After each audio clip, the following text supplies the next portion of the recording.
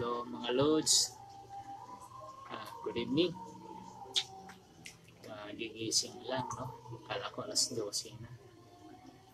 Mayroon pala akong schedule sa about reality of life ngayong araw na to sa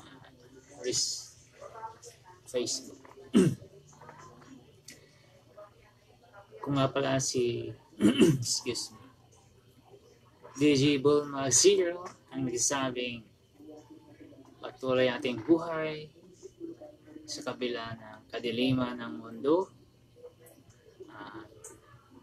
Sana magliwanag ating buhay araw-araw at mag-iingat tayo sa kabila ng ating kalungkutan, kasiyahan, kasaganaan at kasalatan ng buhay sa espiritual mga bagay-bagay.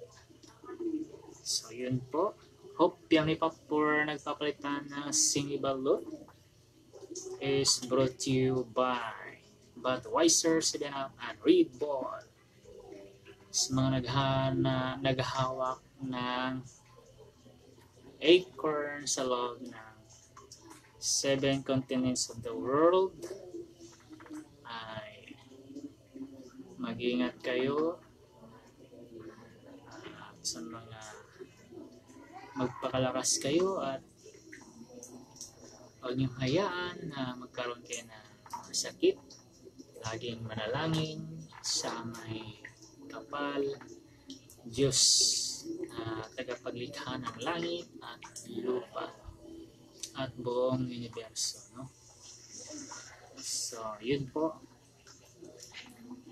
we gonna dance in the freedom we know. Sa mga gustong makilala ko, ay text nyo lamang po ako sa 0995-025-6929.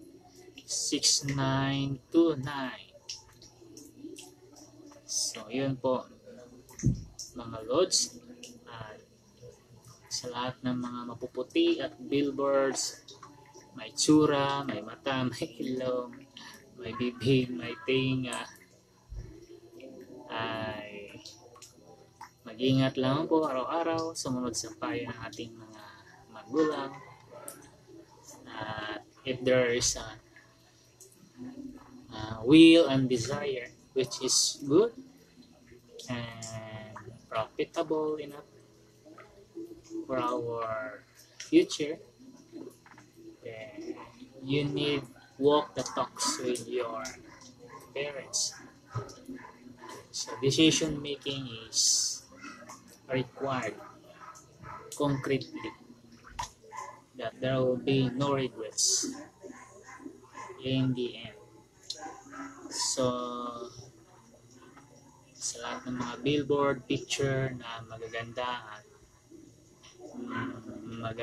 at ganda at may tsura, ingatan niyo yung mga beauty at ingatan niyo yung buhay at laging mag-exercise na tunat, lalo na sa mga parents at sa mga lola at lolo, ay dalhin niyo po sa dagat, paliguin niyo minsan para magkaroon sila ng lakas. Ibaon niyo ang kanilang katawan sa buhangin sa tabing dagat para magkaroon sila ng lakas mula alas 7 hanggang alas 9. So maligo muna, tapos ibaon. After ng baon, ligo ulit, banlaw. Yun, magkaroon sila ng lakas niya. Tested na yan nung lola ko, lagi kong dinadala sa tabing dagat noon sa probinsya. Minsan siya nagyayaya kasi nasanay na siya. Dala ako ng pala, dala ako ng mga kalderong marumi. Nililinis ko doon sa tabing dagat. Pag uwi namin, sobrang linis na yung kaldero. So yun po ang gawain namin minsan. Sa isang linggo ay 3 beses kasi malapit lang sa dagat sa probinsya. hiramin ko muna yung oras mo. Oras nyo sa lahat ng mga pictures at billboards sa mga oras na ito, just for our added learning points as added in life. It's more about good news updates, spiritual updates, reality updates sa mga nakaalam na, ay sisihin lamang natin yung mga nakikita, nababasa sa telebisyon, mga libro na wala na sa hulog, sa mga social media, sa mga news updates, at sa mga nakikitang realidad na animoy makatotohanan, pero frank lang, pero napunta sa mga trahedyang hindi magaganda. So, as what I said, that's part of abnormality in these days. So, yung mga pinapakita natin sa Reels, dito sa Facebook, that is some part in reality, no? From top to bottom, lalo na sa mga financial matters. So, time management, sa mga oras na ito, sa mga panahon ito, if there's a schedule as added in life, then do it, reach out, and be careful. So minsan mga lods, ay gumigising ako ng alas 4. So minsan alas 3:30, kasi yung pag nakatulog ako sa meditation, halimbawa nag-meditation ako ng alas 12, nakahiga lang. Pag nakatulog ako, pagising ko alas 4 na, babalikan ko yung meditation ko ng 1 oras. Kaya minsan alas 5:30, alas 5:20, alas 5 Gs ay doon matatapos yung meditation ko. Kaya pag nagising ako ng alas 3, meditation na agad yan, para pagdating ng alas 5 ay prepared na, no? Yung makakain sa umaga. Minsan alas 4 nagsasaing na, para wala nang isipin sa umaga, tuloy-tuloy yung tulog, pagising, kain na lang. So that's part of reality. So schedule is the best. So if you are going to reach out, do you want to help in these days those people who are in need in your strength and time, then that is perfect time to make a decisions. So hiramin ko muna yung oras mo, hiramin ko muna yung panahon mo, hiramin ko muna yung oras nyo, hiramin ko muna yung panahon ninyo sa mga oras na ito, no? Sa ating reels about reality in life as added. So nagets? So karagdagang reminders, warnings, and remember.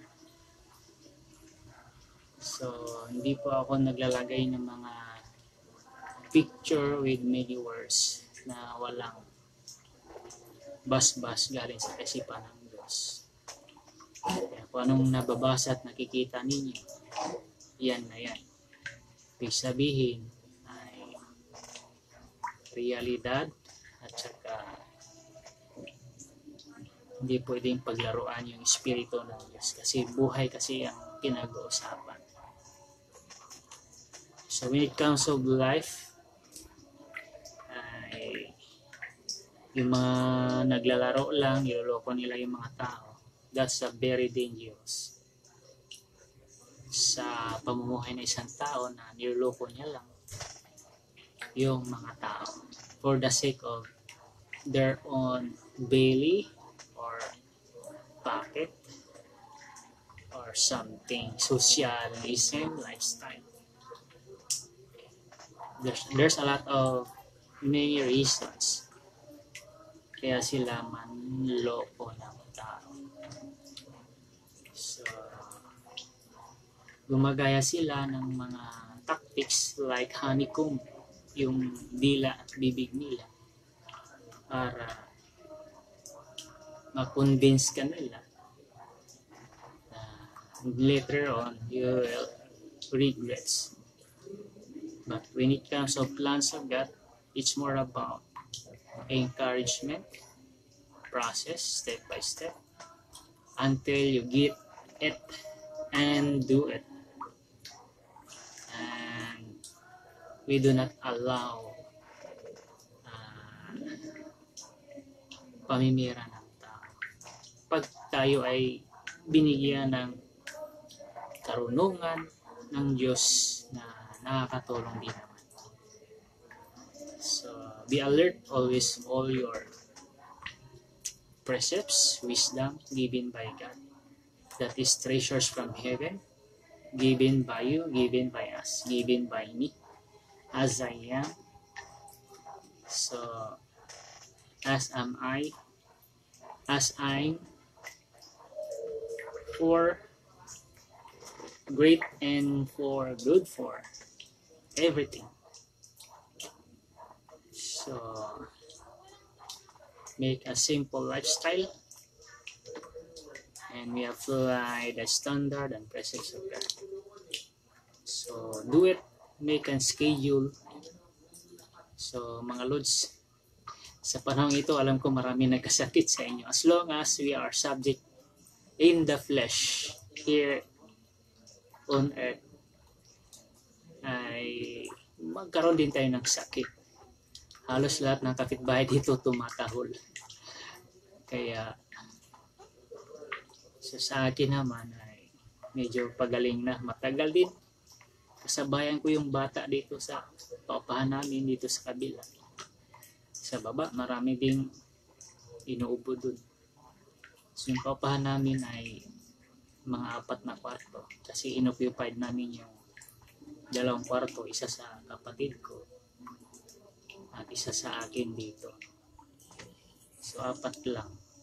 Tapos meron pa sa kabila na tindahan. Paupahan. So yun po. Make a schedule for everything. Align your spirit from the Spirit of God.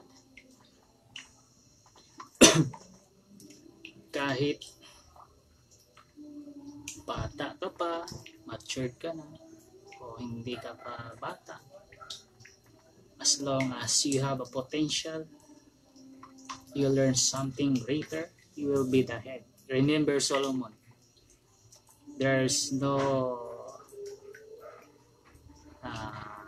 walang sinasabing ilang taon na siya naging hari, even prinsipa, kasi karamihan noon nag-lead ng kaharian ay below, sabi natin, below 20 years old, start ng 15 at pataas, no? Yan yung mga nag-lead ng kaharian, pero ibang calendar methods yun, ha. Kung pag-aralan mo yung Bible, magkaiba po yung calendar methods nila sa ating calendar ngayon. So, hindi po ma-accurate yung calendar methods natin na ginagamit sa Bible. So, that is controversial and controversy. But we need to consider that there's a season of time na magkaiba yung sinusunod nila na calendar. Sa panahon nga ng Magi during the birth of Jesus Christ, hindi natin alam kung sumunod sila sa kalendaryo. Basta mga tao noon is more about astrology. Meron kasing appearance ng mga heavenly bodies like moon, stars, kometa in diverse years. So hindi natin alam kung kasi may 12 months na noon, may 13 months na. So mayroon na ring mga months, no? Tsaka yung Sabat, dalawa ang Sabat sa Bible. 7th day and 8th day. Yung 8th day is considered as a Sabbath, as a first day. Yung 7th day, it is also considered as a Sabbath, as a first day. Si Solomon ay kinoconsecrate siya sa 8th day. Ibig sabihin, binasbasan siya ng 8th day as a Sabbath. So, maraming nagtatalo po sa Sabbath pagdating sa Old Testament. Pagdating naman sa New Testament, Jesus Christ, nilabag niya yung Sabbath. In-explain ko na dito yung record na sinasabi natin, mga videos. Bakit kumakain sila ng corn sa araw ng Sabbath? Bawal naman. So paglabag ng Sabbath, iba rin si Jesus Christ.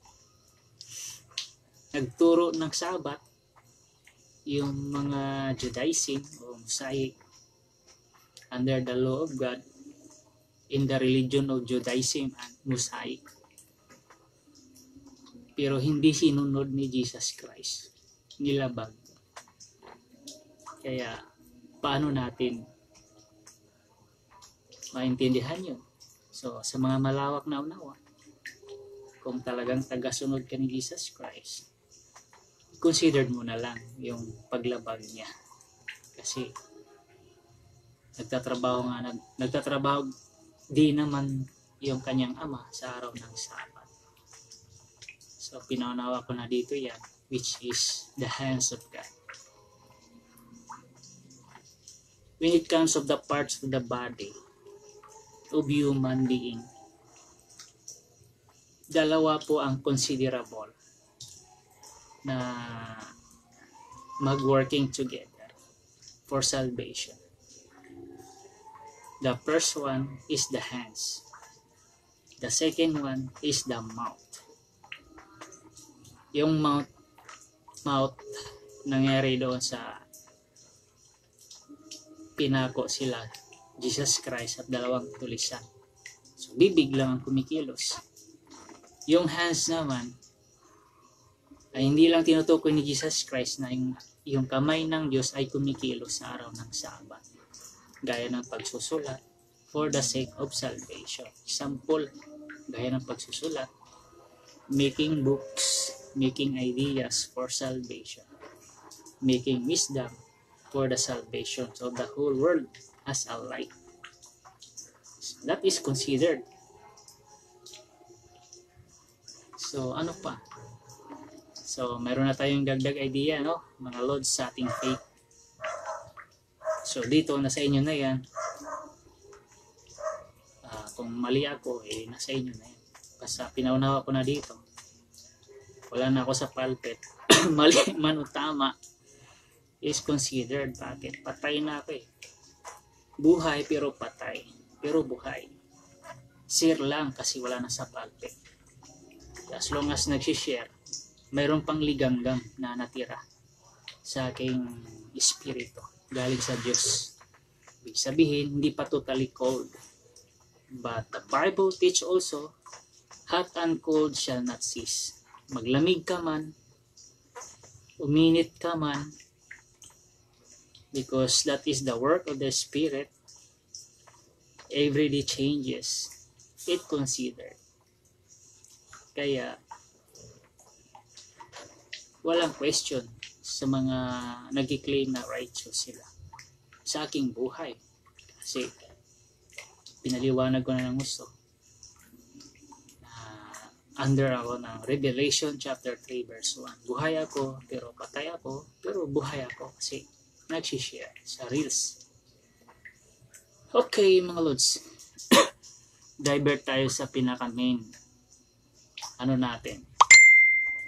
Pinaka-main kung sa Boxing Pa event. So, di sana ako mag-share ngayon kasi under process ako ng healing ng aking ubo. Pero yun nga, medyo magaling naman kasi nadaan sa prayer. So mag-share ako kasi meron pala akong schedule sa Reels about reality of life. So anong reality yung pag-usapan natin mga Lods? Lahat ng bagay ay mayroong meaning or nangungusap sa buhay ng tao. So, yung talakay natin ngayon ay yung buhay ng kahoy. Alam niyo yung mga Lods, ang kahoy ay hindi nagpapatamad sa tao. Laging nangungusap araw-araw yan. Pag naintindihan ninyo, isang parte na hindi siya nagpapatamad ng tao. Pero mayroon tayong isang kahoy na dapat nating pag-usapan, which is very common. Ano yun? Yung common na yun. Niyog. Niyog, araw-araw natin minsan ginagamit, no? Kung mahilig ka sa gata. Pero may kwento yan, mga Lods. Sa ating panahon, ay kung ako lang siguro makapagkwento ng una, hindi maganda, may idea kayo. Pero kung may narinig na kayo ng kwento sa ibang tao patungkol sa inyo, di nadagdagan kayo. Sa mga isinilang sa probinsya, ilang uri ba yung klase ng niyog? Sa isang puno ng kahoy, yung bunga. Ilang uri ng bunga sa puno ng niyog? Siyempre, isa lang. Yun nga lang. Mayroong naligaw o naliligaw. Sabihin natin, sa Bisaya kasi tawag yan, buang. Hindi ko alam kung anong tawag dyan sa Tagalog. Baliw yata. Baliw na niyog yan. Sa Bisaya, buang. 3 uri na klase ng niyog na buang. Okay? Buang na lang kasi mas okay papakinggan kaysa baliw, no? Sa Bisaya. Pag hinog na mga Lods, yung patay na. Pag biniak mo, okay? Tapos tiningnan mo, walang laman at walang sabaw. Buang yan, sa amin tawag. So, hindi mapakinabangan. Kung kakain ka, pero sa ibang bagay, mapakinabangan mo. Kasi bago mo lang biakin, kung alam mong buang yan, hindi mo na siya biakin. Gawin mong alkansya. Yan ginagawa namin. Kung gusto mong pakintabin yung sahig, floor wax lang, at saka bao lang ng niyog, makintab. So yun po ang gamit ng buang na niyog na walang laman at walang tubig. Pero kung naghanap ka ng pagkain, hindi talaga siya mapakinabangan. Pagkain mo ng pag-usapan natin. So yun yung unang bunga ng niyog, no? Na matters. Walang tubig, walang laman. Yung pangalawang buang na niyog, sa isang bulig kasi sa amin tawag yun mga Lods. Halimbawa, may bunga ng niyog na mahigit 12. Bulig ang tawag sa amin nun, bulig. Hindi ko alam anong tawag dito sa Tagalog. So yung isa, nabiyak na natin. Yung isa naman na niyog na buang, pag biyak mo, batak. Walang tubig, pero may laman sa kabila. Sa kabila, kunti lang. So buang pa rin yun na mapakinabangan. So may expression dyan mamaya mga Lods. Walang tubig pero may laman. May expression dyan mamaya. Tuturo. I-share ko. So dalawa na na-encounter natin, no, mga Lods. Yung pangatlo, mga Lods, pag biyak mo, sira na yung laman at mabaho yung tubig. So kumbaga, buang pa rin yun. Hindi mapakinabangan kasi mabaho yun. So tatlo.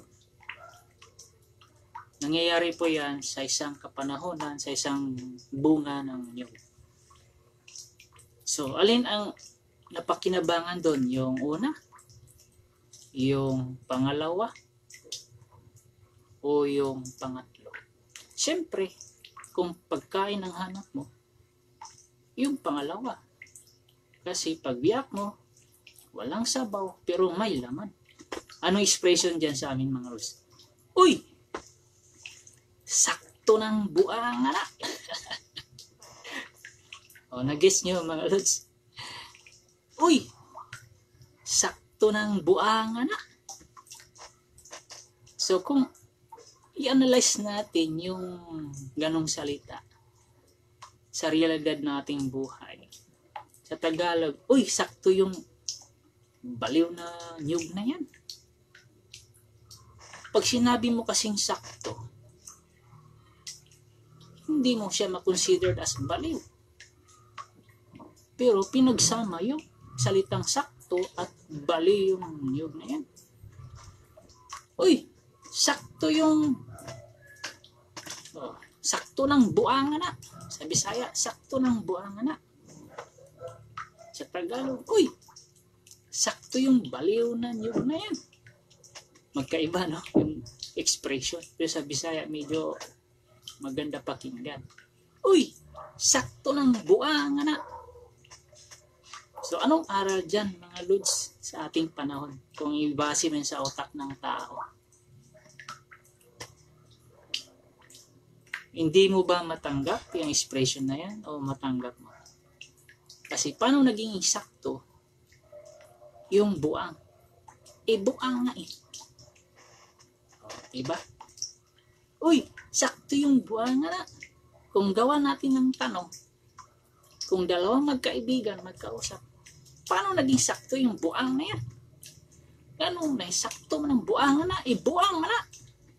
Ganun, makaingon makagsakto ng buang na sa Bisaya. Ganun, makaingon sakto ng buang na. In Tagalog, bakit makapagsabi ka na sakto yung baliw na niyog na yan? Baliw nga eh. Paano naging sakto yung baliw na yan? Sa tao mga Lods, ganyan po ang uri ng utak ng tao. Yung expression na, uy, sakto ng buang na. Yan yung mga matitino pa na tao na sabihin natin may sapi. Pwedeng makikinig sa'yo, pwedeng hindi.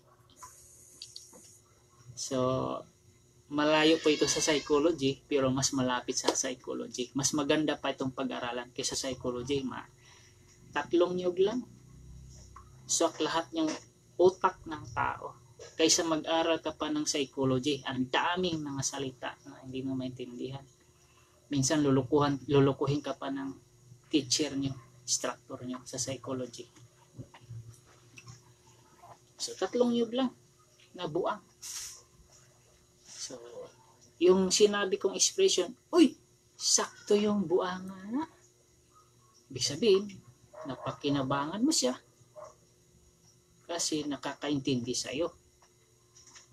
Pero, hindi buo yung porsyento na habang buhay ka niya sasamahan. Sa kabila ng iyong tagumpay, o sa kabila ng iyong magandang pamumuhay, dating panahon na pag bumagsak ka, hindi mo yan sila makikita. Gaano pa kaya yung dalawa na pagbiak mo, walang laman, wala ding makain. Lalo na yun, buang talaga yun. So, ibig sabihin, nasa labas siya ng mental hospital, pero hindi mo siya mapakinabangan kasi bangal, empty. Ibig sabihin, mayroon siyang utak, pero laging disalignment. Hindi laging swak yung inuutos mo. Ibig sabihin, inutusan mo siya ng tama, minsan may sulat pa, minsan wala. Kasi nga, nakita mo yung edad niya, matanda na, madaling makakaintindi, pero pagbalik, hindi nasunod yung inutos mo na. Halimbawa, magpapabibili ka, hindi masunod. Kaya yung nag-utos, sasakit ang ulo. Kasi may utak, pero hindi nakakasunod sa instructions. Kaya problema yun. Pag yan ang makakasama mo kung may biyahe kayo. So, disgrasya ang abutin ninyo kasi mali-mali yung kinalabasan ng inutos mo na tama. So, problema. Lalo na yung panghuli na pagbitak mo, pagbatak mo, walang laman, mabaho pa. Yun, mga nasa mental hospital na hindi mo talaga mapakinabangan, disalignment na talaga yung utak. Yan yung mga nabiktima ng mga maraming cases. Sample sa spiritual. Number 1, nagpapabaliw sa tao, spiritual matters. Pag pinasok ng isang bagay sa spiritual, tapos kulang siya sa pagkain, 100% yan, baliw talaga ang resulta niya. Kasi, ang papasok sa kanya, mga demonyo. Kahit walang kain yan, mga lods, malakas yan sa umpisa. Kasi demonyo ang naghari sa katawan niya.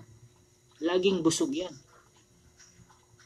Pero dating ang panahon, laging gutom yan. Kasi habang tumatagal, wala na siyang authority sa kanyang sarili. Lumalabas na yung espiritu niya. Ang nag-control demonyo na. Yung mga demonyo, nagugutom din yan kumakain ng laman ng tao. Na hindi mo nakikita hanggang papayat ka. Kaya mayroong spiritual war pagdating sa spiritual world. Kaya yung pangatlong niyog na buang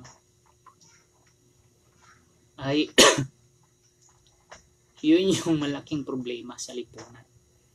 Tsaka yung pangalawa, that is a very dangerous na makasama mo sa journey ng buhay mo. Halimbawa, pinsan mo, kaibigan mo, may maganda kayong plano, pero siya yung hindi mo matawag na sabotahe kasi yun yung mindset niya. At minsan makapagsabotahe din yun kasi minsan may inis kasi hindi niya naintindihan yung inutos sa'yo. Kaya may inis, magagalit, problemang malaki. Pero yung isa ay 50-50 yun. Yung pangalawa, pagbiak, pagbatak, walang sabaw, hindi siya satisfied kasi nauhaw ka, pero pagkain lang. So, hindi ka satisfied sa tatlo na yun. Pero the rest, your journey is very smooth kasi hindi sila mga buang na niyog. Hindi sila mga baliw.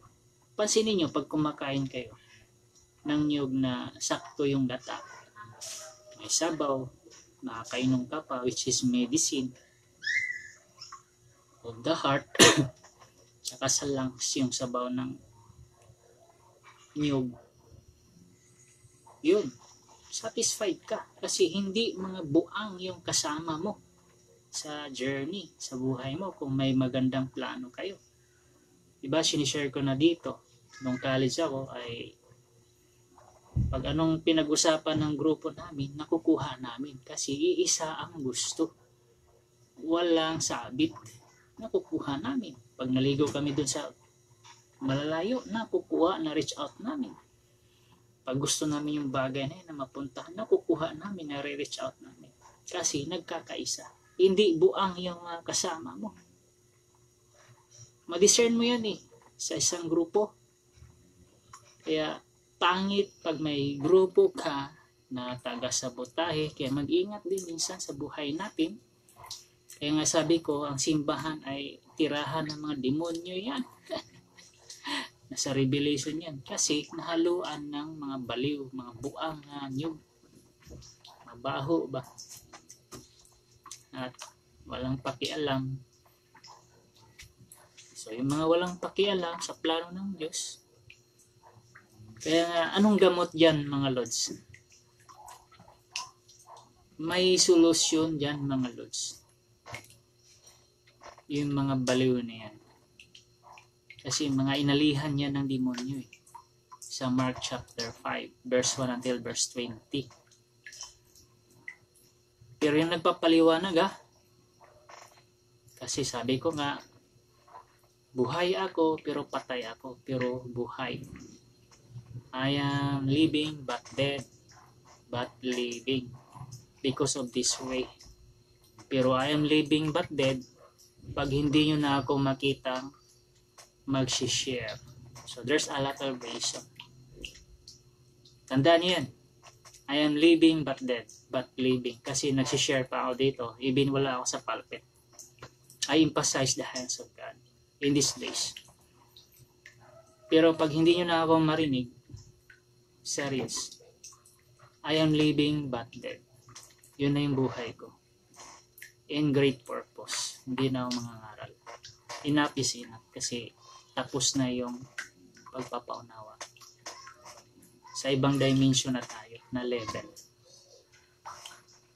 So, yun po mga Lods. Ang gamot yan. Ako wala akong demonyo Sabi ko sa inyo, kung ganitong klase ng teaching ko, i-claim ko wala akong demonyo. Kasi tinataas ko lagi si Jesus Christ at ang kanyang salita ay ginaganap ko rin yung kanyang salita na wala akong demonyo. Yung sinasabi niya sa John chapter 8 verse 49. So, sabi ni Jesus Christ, wala akong demonyo. Kaya sabihin ko rin, wala akong demonyo. Kasi ako ang nagpapaunawa sa mga bagay na inalihan ng demonyo, gaya ng niyog na buang. So, ang solusyon lang dyan mga Lods, yung mga buang na yan, sumunod sila sa Diyos. Sumunod sila sa Diyos sa buhay ni Jesus Christ. The first coming and the second coming, which is the Son of Man as the Son of God under the hands of God. Nasa alapaap lang siya. In other dimensions from the windows of heaven. Isaiah chapter 60 verse 8. Who are these like a doves? So that is a kings of the east. It's look like the spirit. So alam naman natin yung spirito, di ba? It's look like a dove. So stranger, in other words, it considered as sa palabas. Anong palabas na alam niyo mga Lods? Pag stranger, wala sa ating planeta. Alien. Mababasa mo rin yan sa Psalms in King James Version. Aliens is stranger. So, pwedeng i-consider na may pangit, may maganda na itsura. But when it comes in the creations of God, walang pangit, puro may itsura. So, during the time of Jesus Christ, sa baptism of Jordan, the heavens opened, and there was the Spirit of God descended out from heaven. Mayroong narinig na boses that is my beloved son ba yun? Bigating son. Doon ayang blessed, sinasabi doon. So, hindi ko na matandaan. Kasi hindi na ako nagbabasa. Kasi alam nyo na yan sa mga nagbabasa na Bible. So, the Son of God and the Son of Man in these days, the second coming as the Son of Man, as the Son of God under the hands of God, descended out from heaven like a dove in a spirit form. Kaya sa Revelation chapter 1, verse 8 until verse 9, there's something put up in the spirit na natili ka, pero yung spirito mo na put up sa kanyang appearance. Kasi bukod tangi lang siyang nag-appear sa clouds, nakakaiba yung hitsura. So, ibig sabihin, yung put up, i-consider sa ibang salin as rapture. Pero sa King James, wala tayong mabasang rapture, no? Put up lang yan.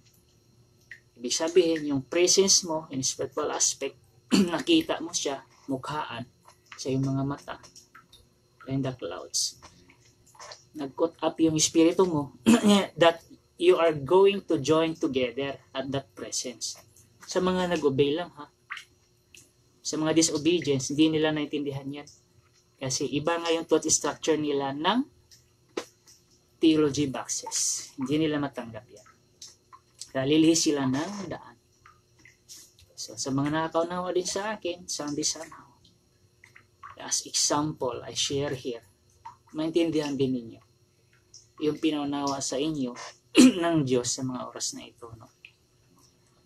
So, uy! Ganong sakto ng buang na. So, one of the healing na sa panahon kasi ngayon mga Lods, maraming demonyo sa mga bishop, pastor, minister, teacher, or priest, rabbi, monks, imams, mutawa, ustads, or other religious leaders. No? Bakit ko nasabing maraming demonyo sa kanila? Because of Isaiah chapter 56 verse 11. At saka Jeremiah chapter 23 verse 1 until verse 40. Jeremiah chapter 14 verse 3. Zechariah chapter 11 verse 17. Malachi chapter 3 verse 5 until verse 9. John chapter 10 verse 10. John chapter 8 verse 44. Romans chapter 1 verse 25. Hebrews chapter 10 verse 26, 27 until verse 31. At saka Hebrews chapter 9 verse 23, 24. And 1 John chapter 2 verse 1 until verse 5, and the final reference after that is Revelation chapter 21 verse 8. And then sa Revelation chapter 22 verse 1 until 21, which is the great authority of God, the same Jesus in the Holy Bible against them. Revelation chapter 22 verse 15 until verse 16. Against. Ba't ko nasabing the same Jesus? Kasi under the hands of God, which is sinabi ng anghel ng Revelation, isulat mo. E di sinulat din ng anghel sa lupa na inutusan din bilang messenger as the same Jesus in the Holy Bible. Kaya kung mag-topic ka naman, mag-reference ka naman ng hands of God, doon mo mababasa yung plural ng hands of God, which is with S, and right hand of God. So, from the bosoms of the right hand of God, Christ will burn in these days. Burn as the second. Just to establish the second. So, deep understanding yan mga Lords, which is considered, kung i-consider mo. Kasi you have a capacity to analyze and to understand and to accept the reality as considerable, which is the solution and the answer. So, makikita nyo lang yan once you are reaching out the hands of God in these days by great discernment. Once you are going to change your course of faith lifestyle, kung ayaw mo nang maging boxes, kasi maraming nagbabasa ng Bible mga Lords in practical ministry, in practical school of ministry, 6 months pa lang deployed na as a pastor, pero lack of knowledge. Maganda sana kung may background ng reading from elementary until college. Karamihan ngayon mga Lords, pabilisan, practical. Kasi it's easy to understand. May nagpapaunawa na, mabilis na lang. And that is proven. Yun nga lang. Lack of the Spirit from God na magpapaunawa. Kaya ang nangyari, nagkakagulo-gulo yung mga simbahan. Hindi nagkakaintindihan. Walang unity. Kaya yung anghel sa lupa It's more about gathered. Luke chapter 1 verse 17. Which is the same Jesus Christ as He is the Son of Man, as He is the Son of God, as He is under the authority of Revelation chapter 22 verse 1 until 21. That's why the God, the creator of the universe, the heavens and the earth, all things seen and all things unseen, temporal and eternal. Nagsabi sa Revelation chapter 22 verse 14 na sumunod kayo para pagpalain, to be a blessed one. Hindi religion yan, commands yan, in a great purpose. So that is a commands of God, the creator of all things seen and all things unseen. Good for unity. Gathered together. Luke 1 verse 17. Sino magagather? The angel. Revelation chapter 22 verse 16. In the name of Jesus, as the Son of Man, as the Son of God, as the great authority. The same Jesus. Luke chapter 1, Acts chapter 1 verse 10 or 9 until verse 10 or 11. Mababasa niyo doon. Sabi kasi ng angel, this same Jesus. So, no other than, only in the Bible, not outside the Bible. Glorified body under the hands of God. Hindi na siya tumatae.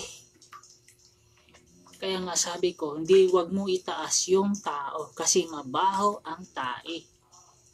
As long as mabaho ang tae, the spirit are contaminated by different kinds of diversities of evil spirit like demon, Satan, Lucifer, and devil. As long as tumatae, buang yan. Romans chapter 3 verse 10. Buang yan. Ako lang ang hindi buang kasi nagpaliwanag ako.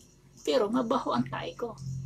Ayaw ko rin magpasamba kung ako ang ginagamit. Example. Pinaunawa ko ng husto dito kasi temporal is subject as temporal. Okay? Di pwedeng itaas. Kung diehard ka, nasa'yo na yan. Basta, as long as tumatay yan, hindi ginto. Buang yan, sinamba mo. Marami pa naman yung diehard ngayon. Because of idealism of thought structure. Pag nakita yung thought structure ng isang tao, wow, na-amaze sila. Sinunod nila.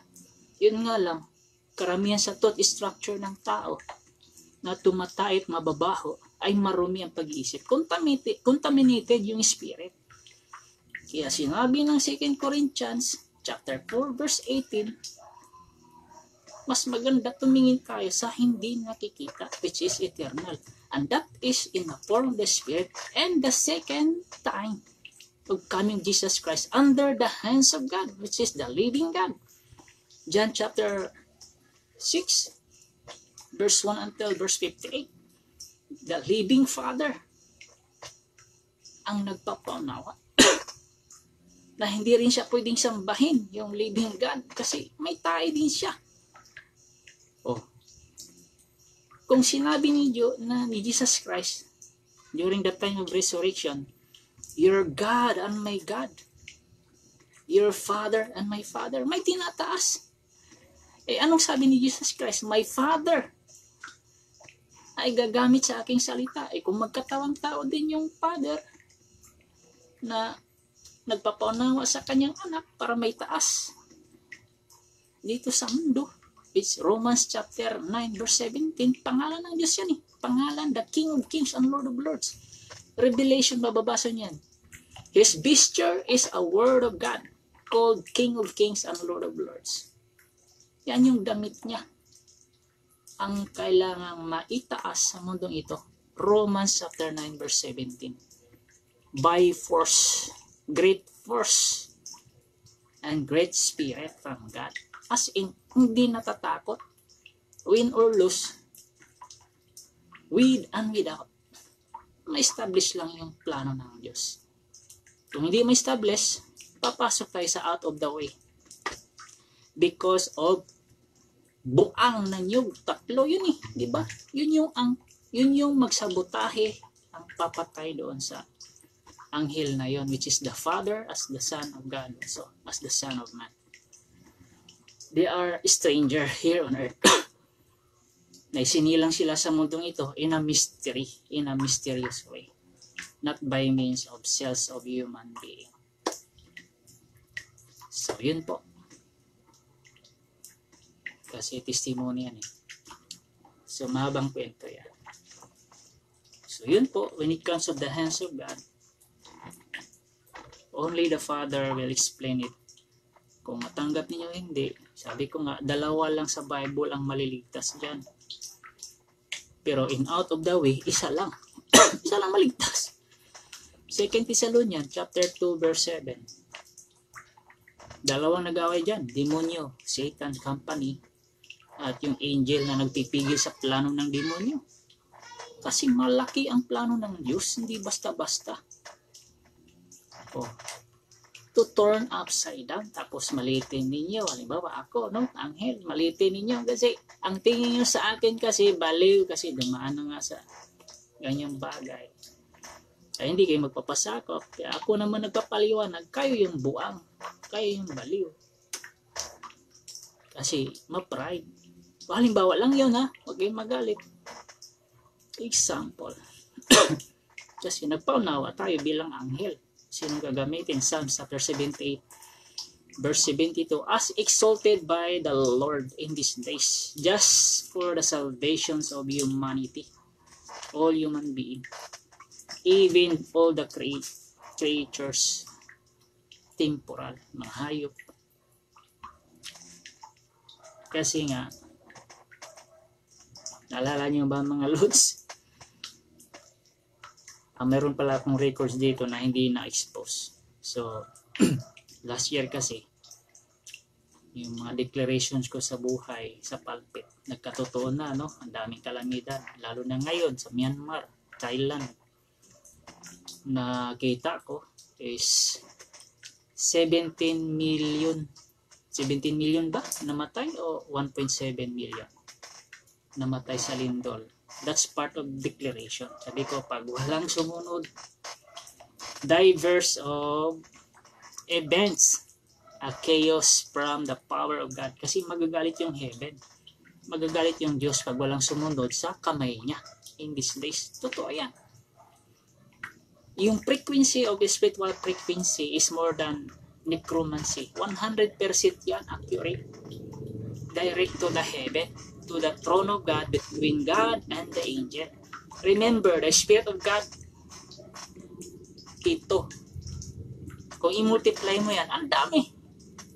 O, saan makita mo yung 7 Spirit of God? 7 pa yun ha, hindi pa kasama yung sarili niya. Revelation chapter 3 verse 1. Mga anghel yun. O, basahin niyo, Revelation chapter 3 verse 1. The 7 Spirit of God. Kaya lahat yan may mga access yan sa isip. Mga nagkatawang tao, na mga anghel ng Diyos na nagtutulungan. O, pero may specific na ginamit talaga ng Diyos na siya dapat, yung mga anghel na ginamit din ng Diyos noon na nakikipagbaka, dapat tumulong din sa ginamit ng Diyos. Kasi nakakaunawa sila sa truth ng Diyos. Not in lies, but in righteousness. Just for the sake of great purpose of God to establish His kingdom here on earth. As a lighthouse, to exalt His name. Because the hands of God, Psalm 78:72, is exalted by the Lord. As a pastor, yung kamay lang ang pastor, hindi yung buong image. Kung halimbawa ako, kasi wala na sa pulpit. O, tingnan mo yung kaharian sa panahon ni King Nebuchadnezzar. Hindi ba ang ulo may kaharian, ang braso may kaharian, ang tiyan may kaharian, ang kamay may kaharian, ang paa may kaharian, mga legs may kaharian. O, may mga kaharian. In-emphasize ng Psalm chapter 78 verse 72, that is the kingdom of God through His hands here on earth. Multiplications of hands, equipping, teaching, and learning. Those potential one for the great salvation. Kaya pag hindi kayo nakakaunawa, ma-pride kayo. Kasi dalawa nga lang eh. yung bribe at saka yung lamb. Yan lang maliligtas. Pag sumunod. Tsaka lahat ng sumusunod, maliligtas din. Pero pag walang sumunod na bribe, wala kayong in-offer like servant of God, the servant of God, or the servant of the kingdom of God, always giving joy to the king. O si David, hindi ba't gumawa ng alternative way? Sabihin natin kasama ni Bathsheba, yung servant na yun na nagiging asawa ni David. Naghanap ng magandang bata na babae. Kinausap yung pamilya ni Abishag na si Abishai ba yun? Inoper yung magandang babae kay David. Inasawa yun. Kahit matanda na. Kaya naglingkod siya. Mababasa niyo yan sa verse 15. From verse 1 to verse 4 ng 1 King ba yun? 1 King chapter 1 verse 1 until verse 4. Tapos jump kayo sa verse 15. Si Abishag ba yun? Si Abishag naglingkod kay David. Asawa niya na yun. Something offering. That is the kingdom mindset. Then, Jesus Christ as descendant of David. Revelation chapter 22 verse 16. I, Jesus, send my angel, the offspring of David. Anong dala niya? Kaharian ng Diyos. Hindi baksis ng kaharian ng tao. Anong baksis ng kaharian ng tao? Marriages. Kasal-kasal ko no, pero nagkakahiwalay naman. Hindi na totoo ngayon sa ating panahon. Marami na nga piki eh. Nagkasal. Ba, inisilin ko na dito. Ang unang naglabag niyan, gobyerno, because of agencies, profession, magkalayo yung dalawa. Hindi mapahiran yung luha. Lungkot yan eh. Kahit sino naman. Lungkot yan pag nagkalayo. Kaya sa panahon ni Ruth, King Boaz, may nagkahiwalay ba na nagtatrabaho sa palayan? Hindi pinagkahiwalay ni King Boaz yung kanyang nasasakupan ng mga mag-asawa, binata, dalaga. Hindi niya pinapapunta doon sa kabila kasi may security guard. Pupunta sana si Ruth doon sa kabila.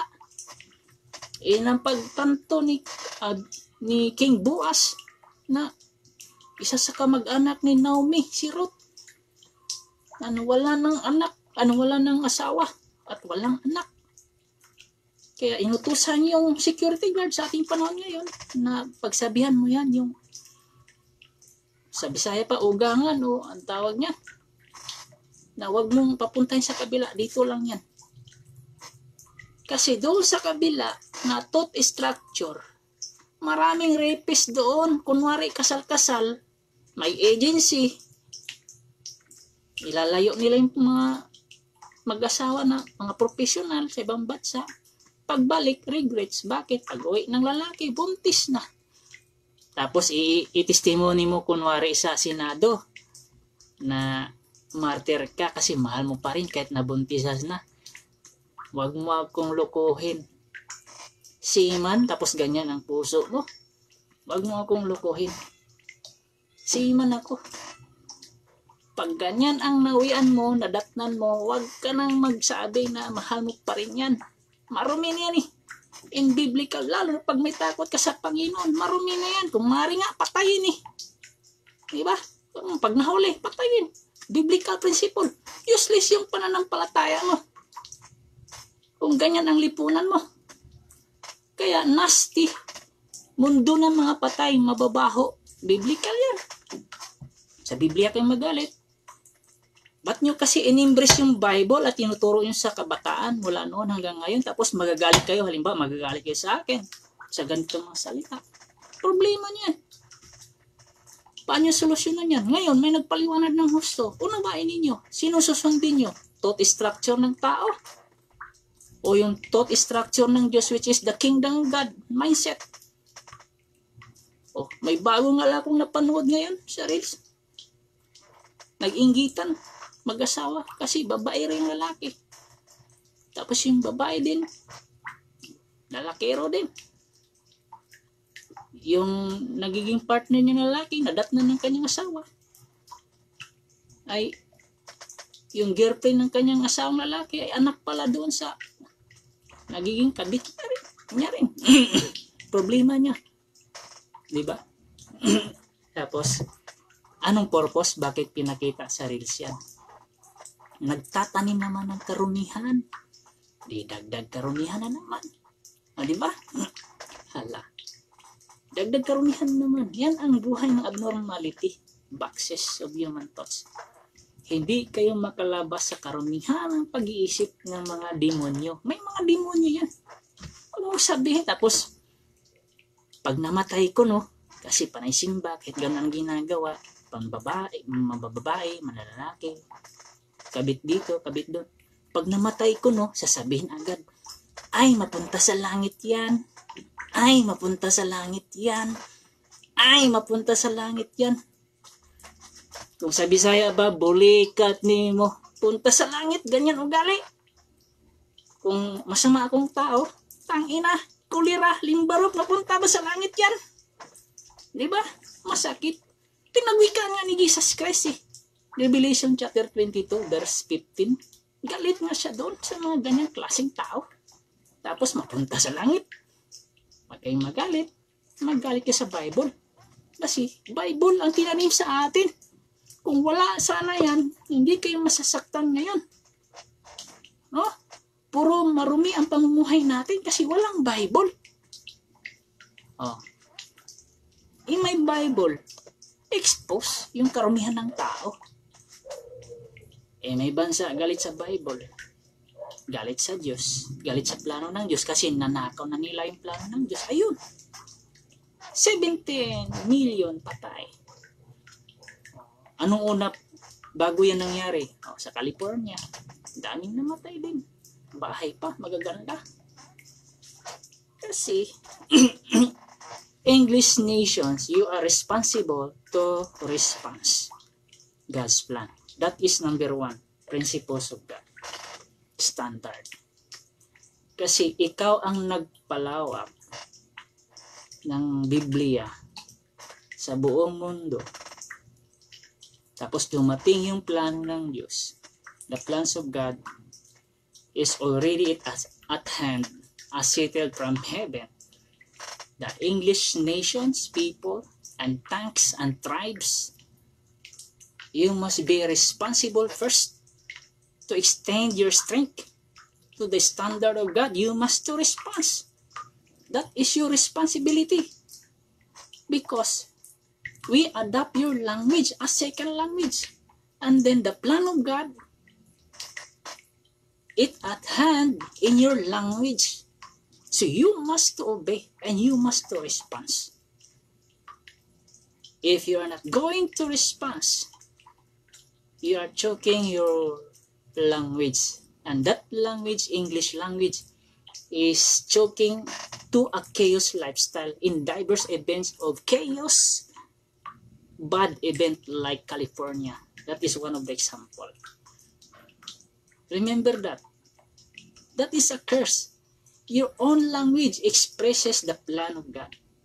But you must be the first responsible to respond God's plan according to your understanding in these days by this mouth. By this mouth. The second one, which is the first one. Israel, you must be the first also to respond, because that is the origin of the presence of God, the Holy Bible. If you are ignoring the plan in these days and then you are making a temple there which is not accurate in the Bible, you are false. Lagi nating tandaan, hindi itatayo doon yung kaharian ng third temple na sinasabi nila. Okay? Sa kanila, third temple. Pero when it comes to interpretations, the first temple established by God in the name of David, that is the first one until Solomon. The second temple is in heaven, which is the first one before David.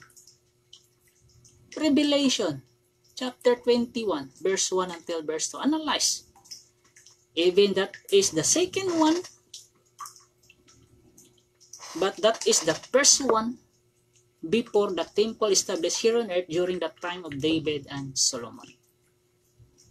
But the second one, that is the specific place descended out from heaven, which is accurate, where the sun and moon working together. Kaya useless yung mga templo-templo. O tingnan mo yung templo ng Myanmar, nasama ba doon? Templo ng Thailand, nasama ba sa earthquake? Nasira ba? Useless yung templo. Yung mosque ba yun nila? Yung panalangin na useless. Nasira eh. Kaya sinabi ng mga apostle, disciples, 2 Corinthians chapter 5 verse 1, kung masira man ang aming gusali, templo yan eh, na temporal, ay mayroon kaming gusali na hindi nasisira, kundi nasa langit. Ibig sabihin, hindi nila binigyang kaisipan na nakapokus sila sa panglupa. Kasi nga, sa panglupa, marumi. The earth is subject as a nasty or dirty thoughts of human being as long as may tumatay sa lupa. Kaya pagdating sa Hebrews chapter 9 verse 23, hindi pumapasok ang Diyos sa mga simbahan, templo-templo. Basahin nyo, 23-24. Christ is not entered, which is the figure only. Oh, basahin nyo dun. Tapos itataas nyo yung simbahan. Itataas nyo yung tao na tumatay. Mag-isip-isip. Sinong sundin nyo ngayon? Thought structure ng tao? Na sa dulo pala ay liron-liron sinta? O mag-shift kayo na mag-attach kayo sa kingdom mindset of God? It is the new one. New! Hebrews chapter 10 verse 9. To establish the second. New! New! Bago. Hindi pa rin luma. Kaya nga, walang religion. Remember. Okay?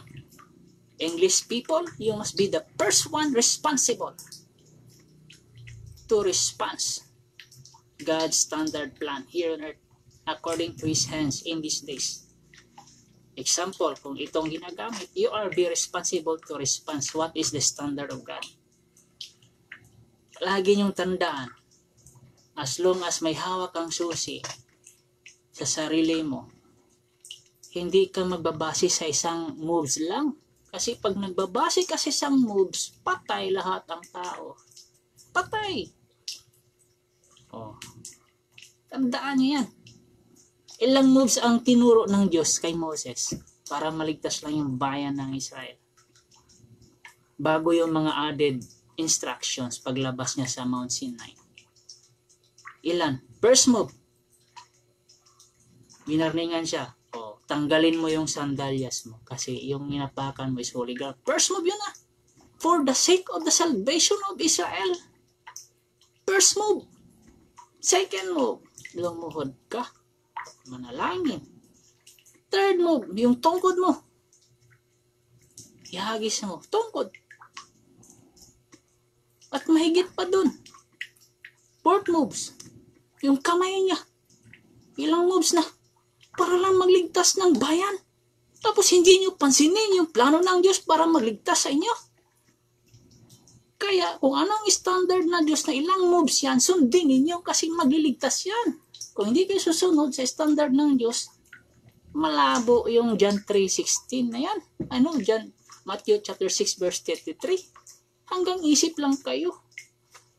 Oh, maganda yung plano ng Diyos. Ang plano, may aksyon yan. Pag nagkatawang tao ang Diyos, may plano, may aksyon. Anong nangyari sa mga mindset ngayon? Di bali ng pulubi tayo ngayon dito. Mayaman naman tayo sa langit. Hanggang ganyan lang ba?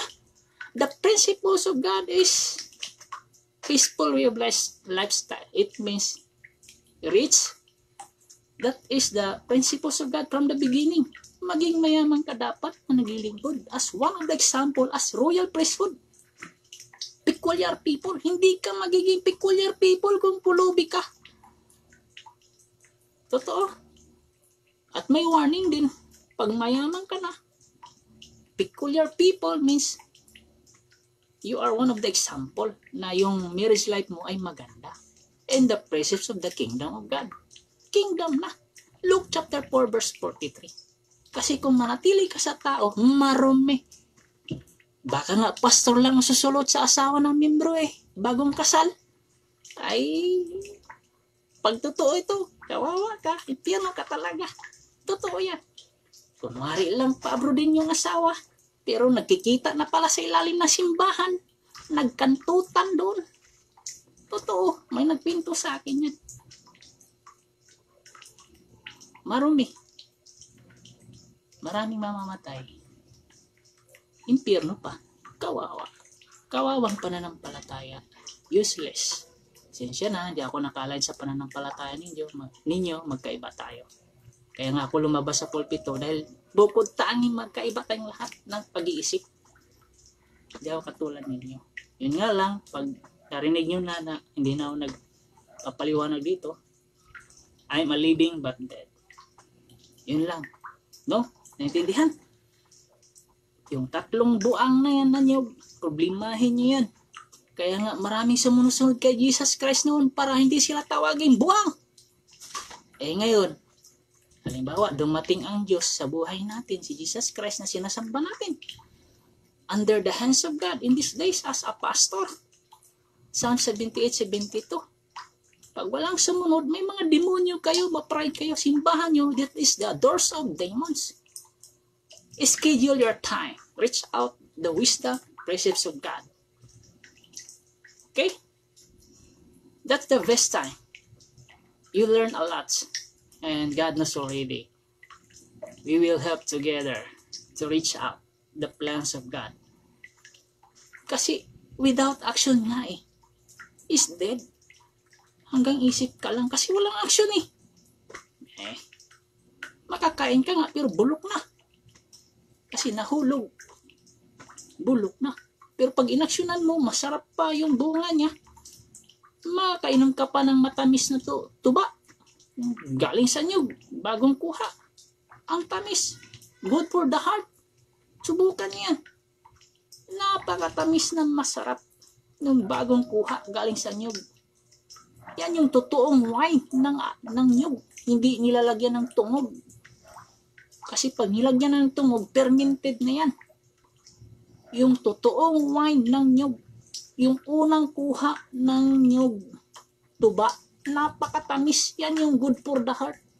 Kahit 1 galon, hindi ka malasing. Yan yung totoong wine. Hindi fermented. Intindihin nyo Ito, at least may nagdagdag paunawa na hindi kayo mabulid sa impyerno, no? Kasi nga sabi ko, wala akong demonyo. Kasi isa ako sa nakita din ng mga unseen creature. Ayaw ko lang expose dito. Pero may nalalaman na kayo sa mga testimony ko dito, no? Kaya mga nag-disregard sa akin, very dangerous lifestyle yan. Kahit kasama ko sa simbahan nang dinadala ng aking ama. Wala silang pagsunod. Kasi maliit ang tingin nila sa akin. Problema niyan. Ayusin yung pulpito ninyo at utak ninyo. Okay? So, extend your thoughts, learning points, as you have a potential one. The pure one from heaven, as settled from heaven in these days for the salvations of humanity. Sino mang dagot buang na may ginamit ng Diyos tapos para lang mapahamak? Hindi pwede. Kaligtasan nga ang hinanap ng Diyos sa kanyang bayan. Kasi ang daming oppressed people. Paano mapahiran yung luha kung walang gagamiting anghel? Ang anghel sa Bible nagpapaunawa ng husto. Kaya mayroong gagawa dito sa lupa. Anghel din. Magtutulungan. Accurate frequency, spiritual frequency, 100%. May connection sa throne of God of heaven like Moses. Sino yung may connection sa heaven? Umpisahan natin. Si Enoch. The line segment of Seth. Pangalawa, si Noah. Pangatlo, si Abraham. Pang-apat, si Isaac. Pang-lima, si Joseph. Pang-anim, Elijah. Pang-pito, Elisha. Direct to the heaven yan, which is the throne of God. Communication. May aberya pa. Ninanakaw pa yung impormasyon. Ang Diyos, walang pagnakaw. Okay? Accurate. Sino pa? Ang daming ginamit sa Bible. Si Daniel. Yung apat na scientist. Yung scientist. Sa Daniel chapter 1, verse 1 until verse 4. Science there. Okay? So, yun lang po. Ang dami. Accurate yan. Direct to the heaven. So, Luke chapter 10, basahin nyo rin yan. Verse 19 until verse 27. Mapalad yung bukas yung mata. Kasi sabi kasi ng pastor, wala namang demonyo dito pastor Ikaw lang nagsabi. Di umalis na ako doon kasi wala daw demonyo. Pero demonyo yung nasa kanya. Okay? So, natandaan ninyo. Mapalad yung nagpakain sa akin doon. And nagutom ako doon. Pinakain nyo ako sa labas. Palad kayo. So, yun po. Perfect time. Schedule time. Potential 1. Si Solomon ay walang record na more than 23 siya or below 23 na nag-range siya ng kaharian ng Diyos. Basta ang alam kong nag-range ng kaharian ng Diyos ay below 30. Start from 15 years old. Sa 2 Chronicles ba yun? Chapter 25, verse 1 until verse 3. Hindi ko alam kung sinong hari yun. Nakalimutan ko sa 1 Chronicles. Basta batang-bata, nagre-raid ng kaharian ng Diyos. So, itong bride na ito, tsaka lang, sila din yung magre-raid. Re-raid ng kaharian ng Diyos. Magtulungan silang dalawa. By provisions, by precepts and precepts, line by line. Precepts by precepts, understanding. So, etc. So, that is good time for us to learn. So, don't forget the comfort advice of the reels. Once you reach out the precepts of God in these days for the salvations of many nations. So that is great reasons of God. Okay?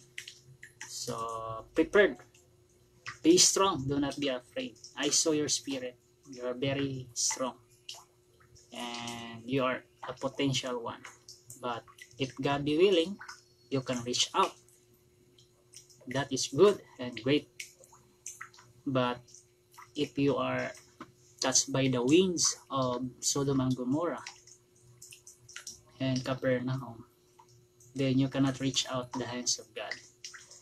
So you are not a potential one. Your spirit is very weak.